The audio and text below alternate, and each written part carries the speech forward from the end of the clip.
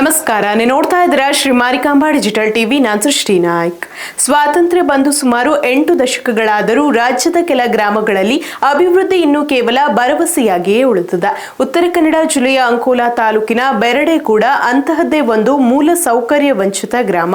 ರಸ್ತೆ ಇಲ್ಲದ ಕಾರಣ ಅನಾರೋಗ್ಯ ಪೀಡಿತರನ್ನು ಇಂದಿಗೂ ಡೋಲಿಯಲ್ಲಿ ಹೊತ್ತು ಆಸ್ಪತ್ರೆಗೆ ಕೊಂಡೊಯ್ಯಬೇಕಾದ ಪರಿಸ್ಥಿತಿ ಇಲ್ಲಿದೆ.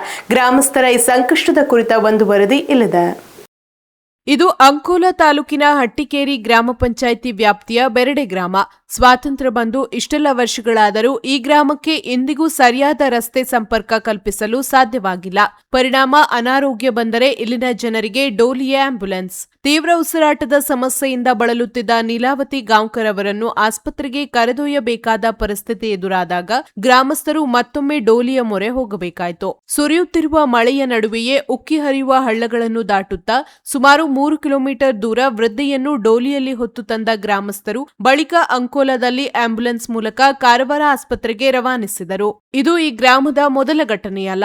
ಕಳೆದ ವರ್ಷವೂ ಇದೇ ಗ್ರಾಮದ ವೃದ್ಧರೊಬ್ಬರಿಗೆ ಹೃದಯಾಘಾತವಾಗಿತ್ತು. ಅವರನ್ನು ಡೋಲಿಯಲ್ಲಿ ಆಸ್ಪತ್ರೆಗೆ ಸಾಗಿಸುವ ವೇಳೆ ಮಾರ್ಗ ಮಧ್ಯೆಯೇ ಮೃತಪಟ್ಟ ಘಟನೆ ಇನ್ನೂ ಗ್ರಾಮಸ್ಥರ ಮನಸ್ಸಿನಲ್ಲಿ ಹಸಿರಾಗಿದೆ. ಬೆರಡೆ ಗ್ರಾಮದಲ್ಲಿ 20ಕ್ಕೂ ಹೆಚ್ಚು ಕುಟುಂಬಗಳು ವಾಸವಾಗಿದ್ದು, ಮಳೆಗಾಲ ಆರಂಭವಾದರೆ ಗ್ರಾಮವೇ ಬಹುತೇಕ ಸಂಪರ್ಕ ಕಳೆದುಕೊಳ್ಳುತ್ತದೆ. ಪ್ರತಿದಿನ ಉಕ್ಕಿ ಹರಿಯುವ ಹಳ್ಳಗಳನ್ನು ದಾಟಿಯೇ ಶಾಲೆ, ಆಸ್ಪತ್ರೆ, ಮಾರುಕಟ್ಟೆ ಸೇರಿದಂತೆ ಅಗತ್ಯ ಕೆಲಸಗಳಿಗೆ ತೆರಳಬೇಕಾದ ಅನಿವಾರ್ಯತೆ ಎದುರಾಗುತ್ತದೆ.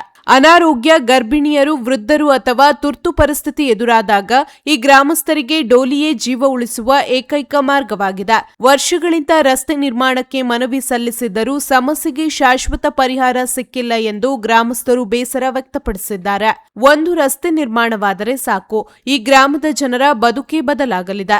ಸಂಬಂಧಪಟ್ಟ ಅಧಿಕಾರಿಗಳು ಹಾಗೂ ಸರ್ಕಾರ ಈಗಲಾದರೂ ಈ ಗ್ರಾಮಸ್ಥರ ಸಂಕಷ್ಟಕ್ಕೆ ಸ್ಪಂದಿಸುವವರೇ ಎಂಬ ಪ್ರಶ್ನೆ ಮೂಡಿದೆ.